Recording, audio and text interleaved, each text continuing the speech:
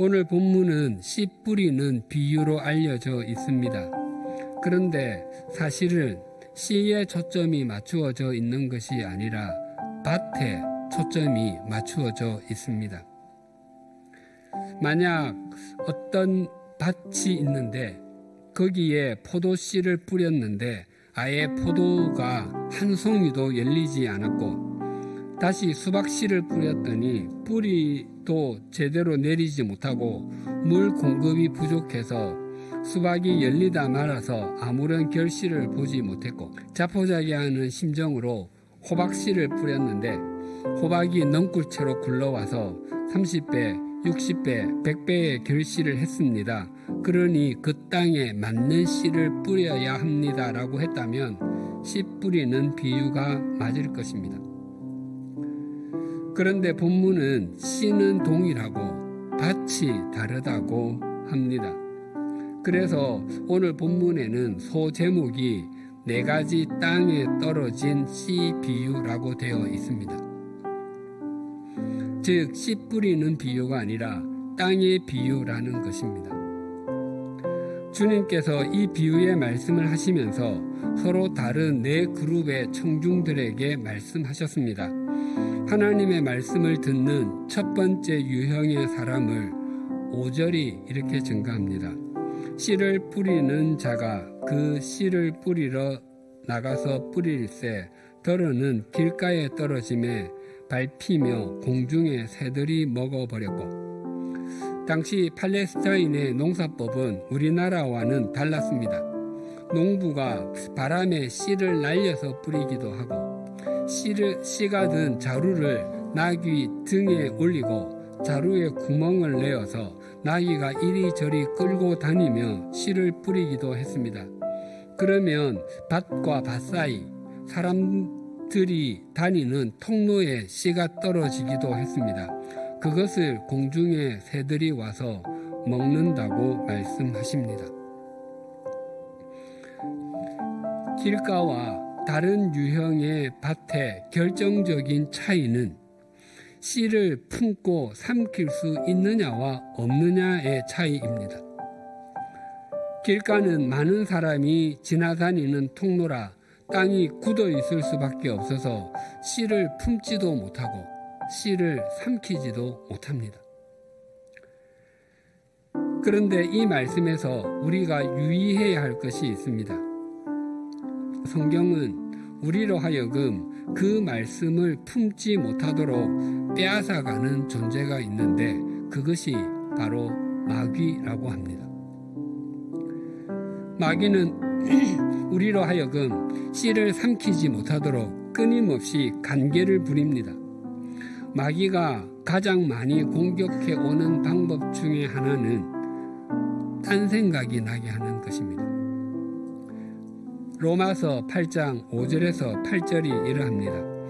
육신을 따르는 자는 육신의 일을, 영을 따르는 자는 영의 일을 생각하나니 육신의 생각은 사망이요 영의 생각은 생명과 평안이니라. 육신의 생각은 하나님과 원수가 되나니 이는 하나님의 법에 굴복하지 아니할 뿐 아니라 할 수도 없음이라. 육신에 있는 자들은 하나님을 기쁘시게 할 수 없느니라. 아주 가끔 예배당에 떨어진 주보에 그림이나 글이 쓰여 있는 것을 보게 됩니다. 그날의 설교가 메모된 경우가 대부분입니다. 물론 그날의 설교가 요약되어 있진 않고 설교 중에 나온 단어나 한두 문장이 적혀 있습니다. 그것도 한 단어를 여러 번 겹쳐서 쓴 것입니다. 오래전에 주보를 주었는데 거기에는 여러 사람의 이름이 적혀 있었습니다. 친구들의 이름인지 거래처 사람들 이름인지도 모릅니다. 혹 복음을 전해야 할 사람들의 이름인지도 모르겠습니다. 또 한 번은 주보를 주었는데 거기에는 여행 계획이 빼곡히 적혀 있었습니다.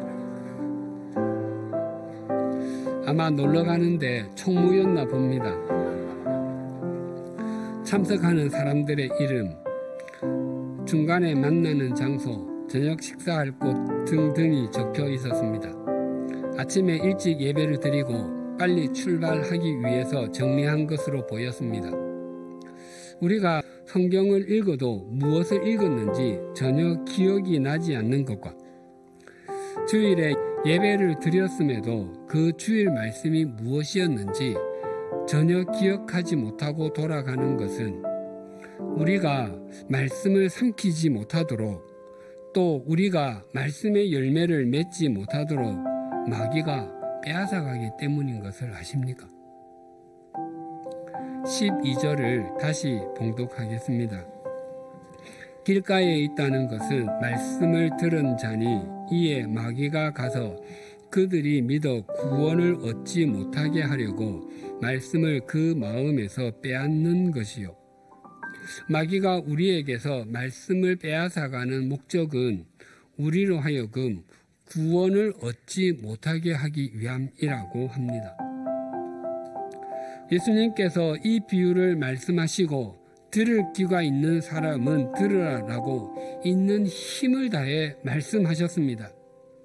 예수님께서는 닭이 새벽에 울 때 있는 힘을 다해서 울듯이 있는 힘을 다해 외치셨습니다. 주님의 이 애절함이 느껴지십니까? 주님께서는 무엇을 우리에게 이렇게 큰 소리로 또 애절함으로 외치십니까? 제발 길가와 같은 마음으로 있다가 마귀에게 하나님의 말씀을 빼앗기지 말라고 외치시는 것입니다. 오늘 비유에서 예수님께서는 씨를 뿌리는 사람이 잘못 뿌렸다고 말씀하지 않습니다. 씨가 뿌려지면 씨가 뿌려진 땅이 좋은 땅인지 아닌지 판가름 난다고 말씀하십니다. 혹시 아직도 주님의 말씀이 생명과 진리로 다가오지 않고 긴가민가하게 느껴지십니까? 그렇다면 주님 앞에 엎드리십시다. 다른 사람은 주님의 말씀이 생명과 진리라고 고백하는데 왜 저에게는 그렇게 여겨지지 않습니까? 시편 기자는 주님의 말씀이 송이꿀보다 더 달다고 고백했는데 왜 제게는 수면제와 같습니까? 주님 앞에 정직하게 나아가십시다. 당시 팔레스타인의 농작법 중에는 땅 속에 씨를 심지 않고 씨를 먼저 뿌리고 그 씨가 있는 땅을 뒤집는 방법이 있었다고 합니다. 혹 우리의 마음밭이 길가와 같다면 우리 마음의 땅을 뒤집으십시다. 뒤집히지 않으면 주님께 뒤집어 달라고 엎드리십시다.